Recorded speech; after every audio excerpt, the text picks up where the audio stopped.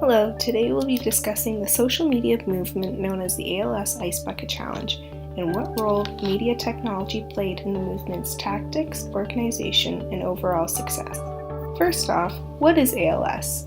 ALS stands for amyotrophic lateral sclerosis and is a progressive neurodegenerative disease that leads to muscle weakness, loss of use of arms and legs, difficulty to speak, breathe, and swallow, and is in search of a cure.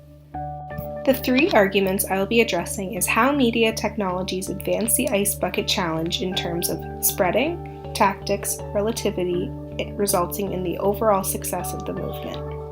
Argument 1. How media technology helped the Ice Bucket Challenge spread its message. Back in 2012, an American man named Pete Frates was diagnosed with ALS.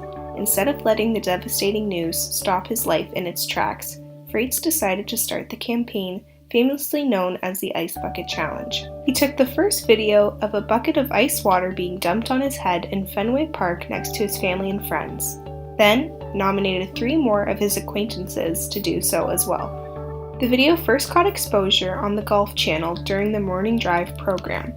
From there, the movement took off.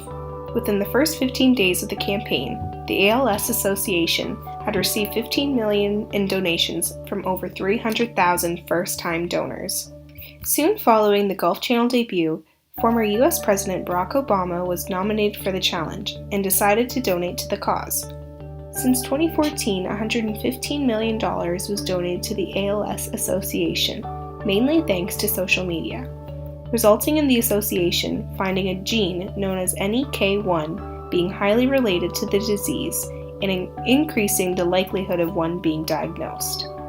According to the New York Times, people shared more than 1.2 million videos on Facebook between June 1st and August 13th and mentioned on Twitter more than 2.2 million times between July 29th and August 17th. Which then leads us into argument 2. With the help of social media, the Ice Bucket Challenge was able to use sufficient tactics in order to keep a steady, growing movement. So how did dumping a bucket of cold water on your head become so viral during the summer of 2012?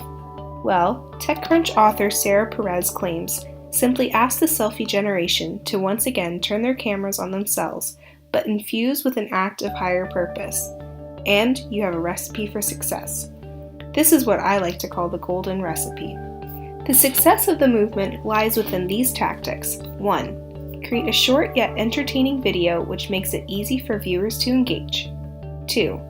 Have the content of the video entertaining but also focused on oneself, making it more exciting for one to participate. And 3. By nominating the next 3 participants to make for a compelling spread of the message. The movement had 2 rules which each nominee had to abide by. The nominee would then have to nominate 3 new people, and each person had 24 hours to post a video of them completing the challenge or donate money towards the cause. Sometimes people did both. Also, many people nominated relatives or friends across the country.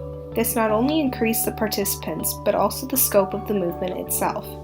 Now, something that was sparked in Boston was easily spreading across the country, thus leading us into our third point, how media technology helped with the relatable aspect of the movement. With the idea of participatory culture in mind, this term was introduced by Henry Jenkins, meaning that not every member must contribute, but all must believe that they are free to contribute when ready and that their contribution will be appropriately valued.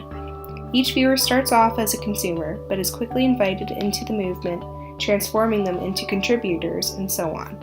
Participatory culture, as Henry Jenkins lays out, is relatively low barriers for engagement, strong support for sharing creations with others, informal mentorship, members believe that their contributions matter, and care about the opinions of self and work. All of these points can directly relate to the golden recipe of the Ice Bucket Challenge. Another successful charitable group is known as the Harry Potter Alliance. They too continue to pursue their movement that was founded by people who share the same passion, in this case being a franchise. The HPA was less intimidating to new members compared to other big organizations because of the founding common ground, resulting in fan activism. For the Ice Bucket Challenge, this was Pete Frates, an everyday American man with a family and friends who went to university and had a promising baseball career. This puts the cause in perspective, in the sense that anyone could be diagnosed with the disease, making this seemingly big cause become more personal. Overall, one cannot deny the importance of media technology in relation to the Ice Bucket Challenge as a movement. From these platforms, the movement was able to successfully stretch beyond the screen and focus more on the message and who was projecting it.